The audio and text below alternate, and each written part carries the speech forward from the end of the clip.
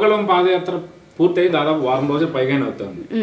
ఇప్పుడు మంత్రులు ఎమ్మెల్యేలు బయటకు వచ్చి లోకేష్ మీద విమర్శలు చేయడం, సగంలోనే పాదయాత్ర ఆపేశాడని చెప్పి తక్కువ చేసి మాట్లాడడం, సవాళ్ళు ప్రతి సవాళ్ళు విసురుకుంటున్న పరిస్థితి కనిపిస్తుంది. పిచ్చి చేష్టలు అంటారు, అందరు కళ్ళకి కనపడుతున్నారు ప్రజలందరికీ అని. ఎక్కడ యోగాల యాత్రకి వెళ్తుంటే అక్కడ ముసలితో సహా చచ్చేటట్టు నుంచుంటున్నారే తెల్లజాము దాకాను.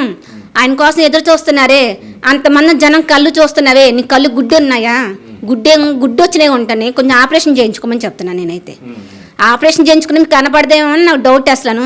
ఎందుకంటే తలంతా పొగరెక్కేసి కూర్చున్నారు కదా, ఏ ఆలోచన లేకుండాను, ఏ విమర్శ చేయాలో తెలియచావక ఏ వంకాలేనమ్మా డొంకిచ్చుకుని ఏడ్చినట్టు ఏడుస్తున్నారు.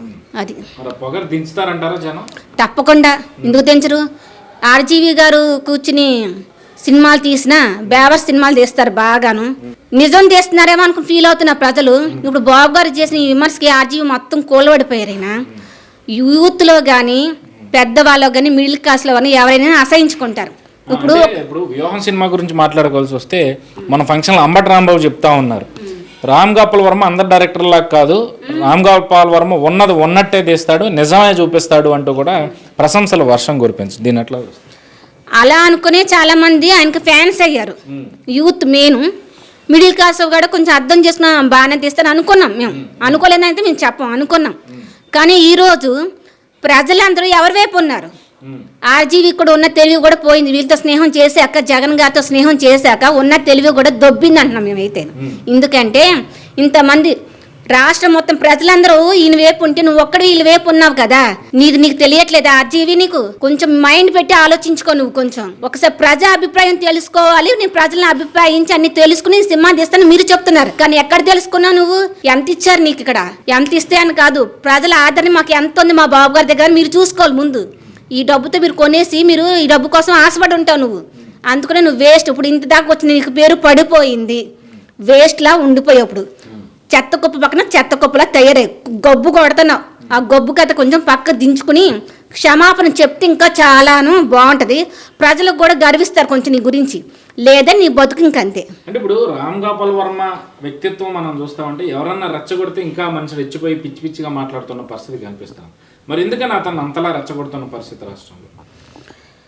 ఎంత రెచ్చగొడుతున్నా సరైన సమాధానం నుంచి రావట్లేదు సరిగాను. ఆడవాళ్ళ పట్ల ఒక మంచి బిహేవియర్ అనేది నాకు ఎక్కడ కనపడలా. ఆయన వయసుకు తగ్గ ఒక ఆడపిల్లని ఎలా ఇచ్చేయాలని కూడా ఆలోచనకైతే లేదు. ఎవరిని చూసిన ప్రతి ఆడపిల్ల ఆయనకే కావాలి. కూతురుని కానీ భార్యను వదిలేదు, జస్ట్ నీ కూతురు, సొంత కూతురు, రక్త సంబంధం కూడా నాకు అవసరం లేదనే చెప్తాడు ఆయన ఎప్పుడును. అంత సంబంధం లేని ఎదవ ఈరోజు, అంత విలువ లేని ఒక ఎదవ సినిమా తీస్తే ఈరోజు మేము చూడాల్సి వచ్చింది. దౌర్భాగ్య పరిస్థితి అని చెప్పి మేము బాధపడుతున్నాము. బాబు గారికి వెనకాల చాలా సపోర్ట్ ఉంది. ప్రజలందరినీ చూసినా కూడా ఇలాంటి సినిమా చూసి విడుదల చేసినందుకు అసహించుకుంటున్నాం. మేమైతే ఎక్కడ సంతోషంగా లేము, ప్రజలు ఎక్కడ సంతోషంగా అయితే లేరు, ఎవరు నమ్మే పరిస్థితిలో కూడా లేడు. ఎందుకంటే ఇంత దరిద్రంగా ఆడవాళ్ళతో సహా ఎస్టీ క్యాస్ట్ల నుండి, బీసీ క్యాస్ట్ల నుండి, పైన వర్గాల నుంచి కానీ ఒక ఆడపిల్లలు కానీ ఎవరైనా సరే, యూత్ కానీ ఎవరైనా సరే ఇష్టపడే విధంగా అయితే జగన్ ప్రభుత్వం అయితే లేదు. ఇప్పుడు రామ్ గోపాల్ వర్మ సరే, అతను క్యారెక్టర్ మంచిదో కాదో లేదా వ్యక్తిత్వం మంచిది కాదో ఇవన్నీ పక్కన పెడితే, నేను మనం ఒక సభలో చూస్తే కొలికపూడి శ్రీనివాస్ గారు రామ్ గోపాల్ వర్మ తల తెచ్చిన వాళ్ళకి కోట్ల రూపాయలు ఇస్తానని చెప్పి, ఇది కరెక్టేనంటారా? కరెక్టే అనిపిస్తుంది నాకైతే. ఎందుకనంటారు? ఎందుకంటే మంచిగా తీస్తే బాగుండేది, ఆయన మంచిగా తీయలేదు కదా. నిజాన్ని తెలియచేయాలి, ప్రజలు నిజం తెలుసుకుని ఈరోజు ఎంతమంది వెనకాల ఉన్నారు కనబడుతుంటే నువ్వు ఇలాంటి సినిమా చూసి ప్రజలకు వదిలితే నువ్వు సినిమా ద్వారా మార్చాలనుకుంటున్నావు. ఎలా మారుతారు? ఒక్కొక్కరు ఉద్యోగస్తులు, టీచర్స్ కానీ, రైల్వే ఉద్యోగులు కానీ ఎవరి కష్టాలు వాళ్ళు పడుతున్నారు. నువ్వు చేసిన వాళ్ళకు ఊరేసుకుని చచ్చిపోతున్నారు. టీచర్స్ కూడాను ఎవరైనా వెనకాల వస్తున్నారా? లేదే. ఆశా వర్కర్లు అన్నారు, వెనకాల వచ్చారా? లేదే. డోక్రా మహిళలు వచ్చారా? కనీసం లేదే.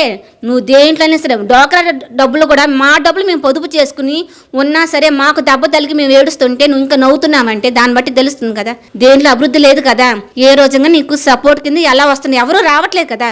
ఏ విధంగా ఈ సినిమా తీసడం మాకైతే అర్థం కావట్లేదు. పిచ్చి పట్టేసిందని అనుకుంటున్నాం. ఇంత స్నేహమే పిచ్చి పట్టింది బాగాను. ఆయనకు ఒక పద్ధతి అయితే లేదు.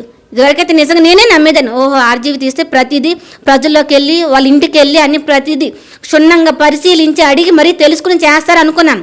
ఈయన చేయరు. ఈ రోజు అని చెప్పి నాకే రాంగ్ డెసిషన్ పడిపోయింది. ప్రజల్లో కూడా ఖచ్చితంగా అలా పడిపోతుంది. ఆయన నిజంగా చంద్రబాబు నాయుడు మంచోడు కాదు, వ్యూహం అలా చేశాడు ఇలా చేశాడు, లోకేష్ అలా అన్నాడు, ఓకే అనుకుందాం, ఓకే. మరి ఎక్కడైనా జగన్ ప్రభుత్వంలో బాబుని తీసుకెళ్లి జైల్లో పెట్టారు, ఎక్కడైనా పట్టుకున్నారా? ఏదైనా మంచిది ఏదైనా చెడు అని చెప్పి మీరు ఏదైనా బయటికి తెలియజేయగలిగారా? తెలియజేయలేదు కదా. దమ్ము ఉంటే తెలియజేయాలి కదా, అది తెలియజేయలేదు, ఏది కనపడలేదు. తప్పు నువ్వు ఏ విధంగా తప్పు చూపిస్తావు బాబు గారి మీద? అది నీ వ్యూహమా జగన్ వ్యూహమా? ఈ రోజు అది కూడా దరిద్రంగా ఉంది కదా. ఎవరు ఏ పరిస్థితుల్లోనూ నమ్మరండి. వేస్ట్ అయిన సినిమా తీసుకుంటే వేస్ట్. ఆయన డబ్బులు ఇస్తే ఇంకా దాచుకోవాలి. నెక్స్ట్ ఇంకేమైనా సినిమా తీసిన ఆర్జీవి గారు కూడా లాభం కూడా ఉండదు, మొత్తం సున్నాలకు పోతారు అంతే.